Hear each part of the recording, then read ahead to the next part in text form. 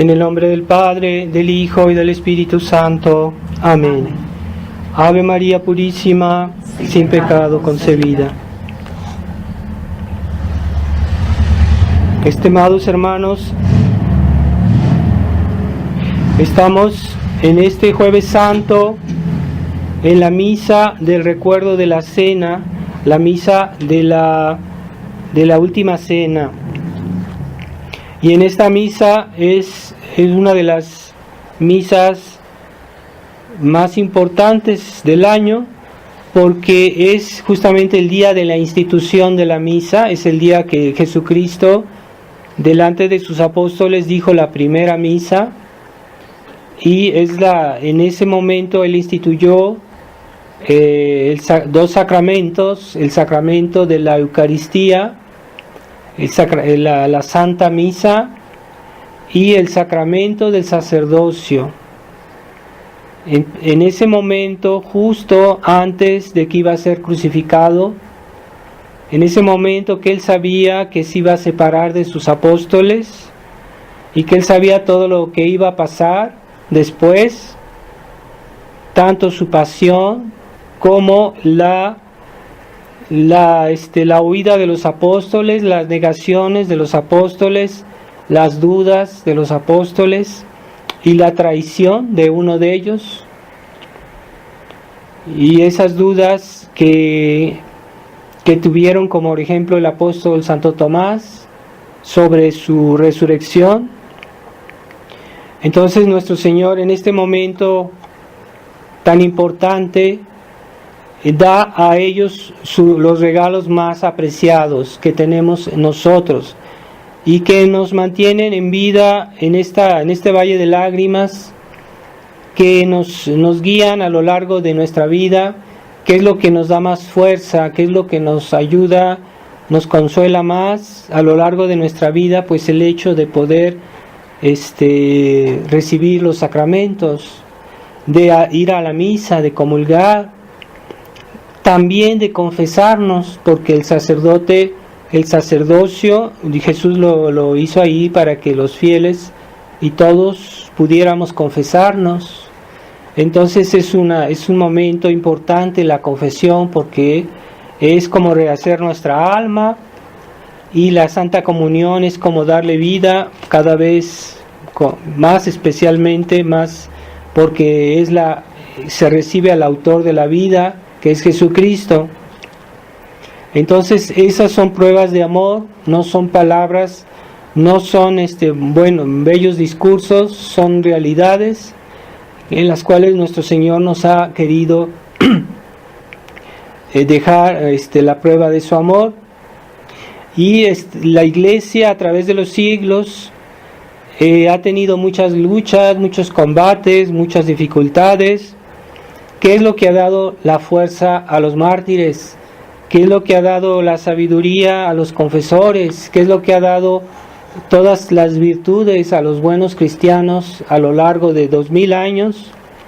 Pues es la Eucaristía, es la Santa Eucaristía, es la Santa Misa, es la participación a los sacramentos, pero muy particularmente la presencia real de nuestro Señor en la hostia.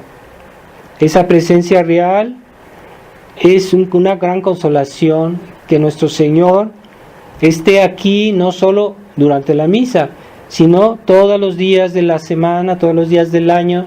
Él está aquí en el tabernáculo esperando que vengamos a verlo, y Él es un amigo fiel que nos consuela, que nos fortifica, que nos da muchas gracias para continuar en esta vida.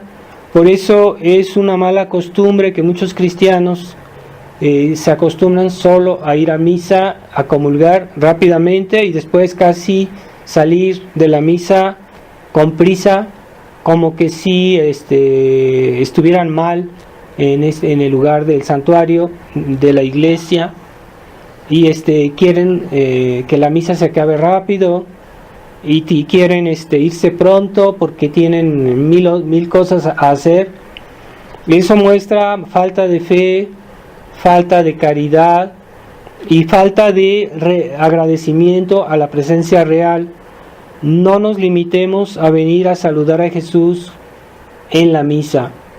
Tratemos de adorar la presencia real en otros momentos, venir a visitar a nuestro Señor, estar con Él, sobre todo en los momentos de dificultades, de tristezas. Él es un amigo fiel que nos va a ayudar. Y si no tenemos la gracia de tener la presencia real cerca de nuestra casa, podemos desde lejos saludar la presencia real ahí donde se encuentre. Por ejemplo, cuando decimos el rosario, ofrecerlo en unión a una santa misa que esté siendo dicha en algún lugar del mundo, y al final del rosario hacer una comunión espiritual para en cierta manera participar a esa misa a la cual nos hemos unido, adorando a la presencia real de Jesús en la Eucaristía. Y en tiempos difíciles Dios da gracias especiales, así que esas personas que no pueden tener la misa tan seguido, pueden hacer la comunión espiritual en el rosario, al final del rosario, una oración que es especial para eso. Esta comunión espiritual es muy recomendable, se puede hacer varias veces al día si uno quiere, pero es importante que se haga con respeto, en un momento que estén recogidos, en lo posible de rodillas, y con mucho amor hacer esa comunión espiritual. Dios suple las necesidades, porque no podemos, en esta época de dificultades que hay en la iglesia, no se puede tener todo, así que Dios suple. Dios nos puede conceder gracias y podemos adorar el Santísimo Sacramento a distancia, aunque no estemos delante del Santísimo Sacramento, pero tengamos esa devoción al Santísimo Sacramento y no nos hagamos de esos católicos superficiales que entran a misa y están mirando el reloj porque quieren que se acabe rápido. O sea, para ellos la misa es un peso, incluso un estorbo. Y eso denota poca fe y poco fruto en las gracias que se reciben, porque si uno está mal dispuesto, las gracias que recibimos son menores, pueden ser mucho menores por una persona que asiste en una disposición muy tibia a la misa. Se nota que a veces hay personas que quieren enseguida de la misa, están apurados por salir, porque la misa se acabe rápido, pero se acaba la misa y se ponen a hacer cosas que no tienen mucha importancia. Entonces en realidad es la misa que les molesta, que no se les hace larga, y entonces después de misa sí tienen tiempo para hacer otras cosas, para platicar, para hacer cosas que no tienen importancia. Así que no seamos nosotros que tengamos esa mentalidad. Muchas veces hay personas que tienen necesidad de hacer algo, entonces no es por tibieza, es por necesidad que salen de la misa y van. Entonces es diferente, pero la acción de gracias, en la cual se recoge todo el fruto de la comunión, se puede prolongar después de que uno salió. Por ejemplo, si uno va en auto o en alguna manera, puede seguir rezando, puede seguir en un estado de recogimiento, de adoración a la presencia real. Nuestro Señor todavía está presente en nosotros después de comulgar. Puede ser un cuarto de hora, una media hora todavía. Pero entonces esa presencia real, mientras Jesús esté ahí, nos puede hacer mucho bien, pero para eso necesita nuestra atención, nuestra devoción, nuestra oración. Entonces es bueno que si tienen la oportunidad después de misa quedarse unos momentos a rezar y a adorar a Jesús, es muy importante hacerlo. Es para el bien de los cristianos, no es para el bien de nuestro Señor, porque Él no necesita de nosotros nada. Pero esa acción de gracias, pues hay personas que no la pueden hacer por razones importantes, pero hay quienes sí la pueden hacer. Y es ahí que se recoge todo el fruto de la Santa Comunión.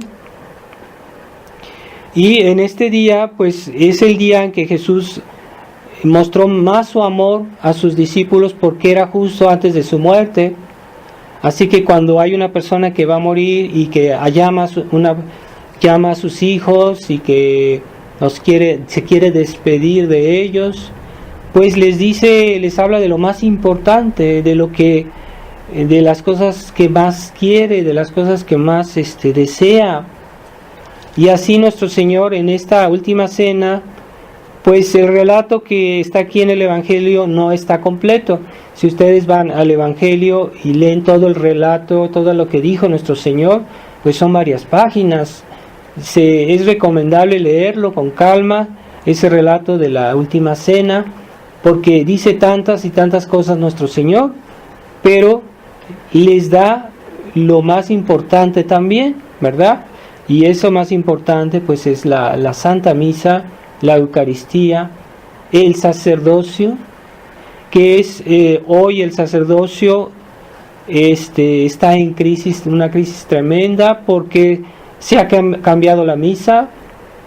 La misa es el principal acto del sacerdote. Hoy se ha cambiado hasta la forma de la ordenación de los sacerdotes. Los sacerdotes no saben qué es la misa.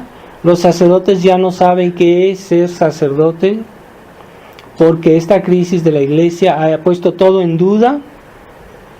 Entonces es tremendo esta situación, pero es el odio del demonio y de los esbirros del demonio contra la misa, contra el sacerdocio, que ha hecho que se cree esta crisis en la Iglesia, inspirada por la masonería, por los enemigos de la Iglesia, y por eso estamos viviendo esta crisis tan tremenda que estamos viendo, pero es sobre todo una crisis de la misa y del sacerdocio.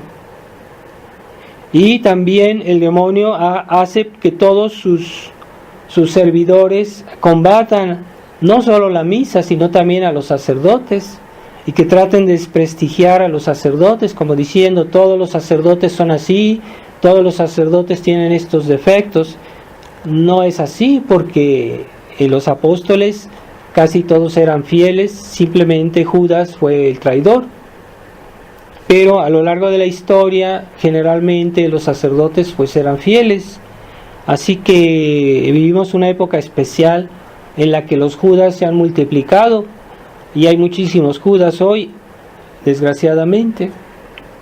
Pero no quiere decir que todos los sacerdotes tengan esos problemas, porque el sacerdocio es una gracia y que Dios da, pero la persona que recibe puede ser fiel a esa gracia, pero también puede no ser fiel, como cualquier bautizado, que la gracia del bautismo pues es algo excelente, pero hay cristianos que son malos cristianos porque no quieren ser fieles a la gracia del bautismo, y hay cristianos que son fieles a la gracia del bautismo. Así puede pasar que haya sacerdotes que sean fieles al sacerdocio, y hay sacerdotes que sí sean fieles, unos que sí, unos que no. Pero el sacerdocio, el autor no es el sacerdote, es Jesucristo. Y una persona que es ordenada sacerdote, pues participa al sacerdocio de Jesucristo, porque Jesucristo es el sacerdote. Jesucristo es el sacerdote por excelencia, el sacerdote principal, y los demás sacerdotes participan a ese sacerdocio de Jesucristo. Entonces el sacerdocio como tal es algo excelente, como la iglesia como tal es algo excelente, aun si en la iglesia hay personas enfermas, personas malas, personas con defectos, pero no, esos defectos no son de la iglesia, son de los individuos, pero no de la iglesia. No se puede achacar eso a la iglesia.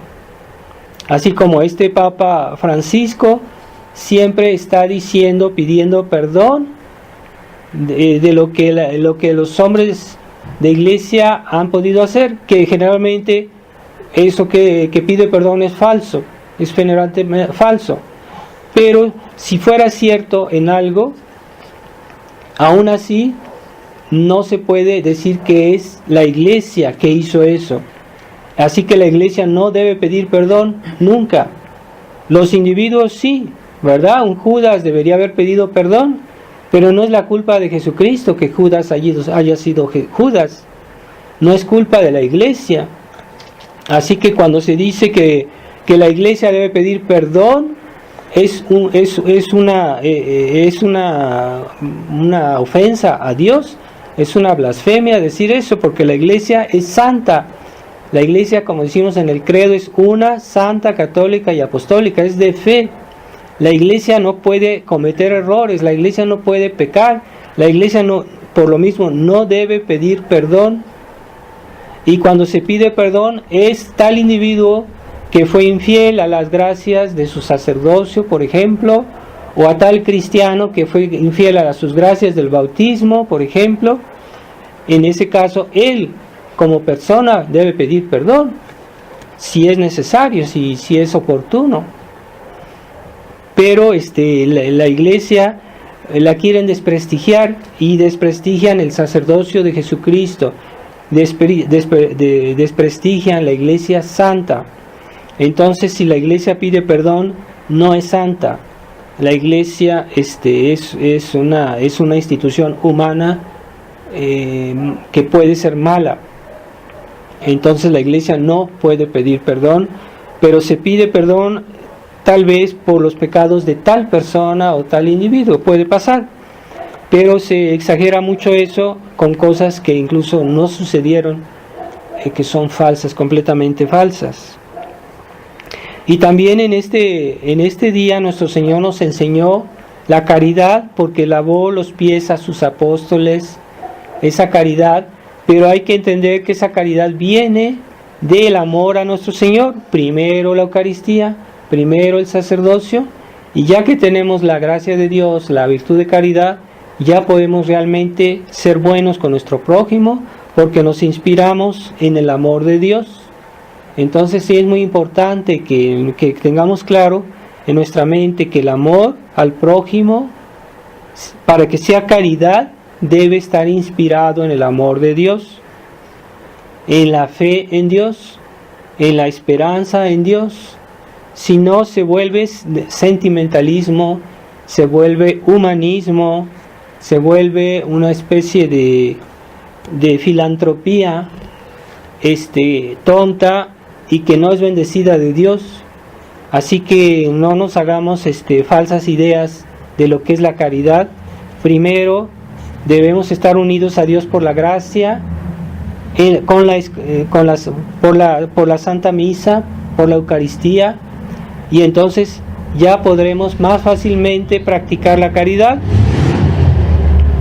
Así que tengamos claro está en nuestra mente este deseo de practicar la caridad, como dice nuestro Señor. Yo os he dado el ejemplo para que de la misma manera que yo hice, también vosotros lo hagáis entre vosotros. Entonces vamos a pedirle a nuestro Señor en esta Santa Misa que nos contagie de este amor, de esta fe en la presencia real, fe en la misa, la Santa Misa, no en la cena, como dicen los protestantes, pero es ante todo un sacrificio la misa. Y sí, también se recibe a nuestro Señor, se puede decir en segundo lugar que es una cena, pues sí, pero en primer lugar es un sacrificio. Y ya la comunión es secundario, porque se recibe después, ya que se consagró, ya que se hizo el sacrificio en el altar, ya después participamos a la comunión, a la recepción del cuerpo de nuestro Señor, pero es ante todo un sacrificio. La misa es el sacrificio de nuestro Señor. Entonces vamos a pedirle a nuestro Señor que en este día nos dé esa más intimidad, más unión con esta pasión de nuestro Señor, pero participamos de una manera sacramental esa participación sacramental es mucho más íntima que cualquier buen deseo que hagamos cuando participamos a la misa y recibimos la Santa Comunión. Ave María Purísima, sin pecado concebida.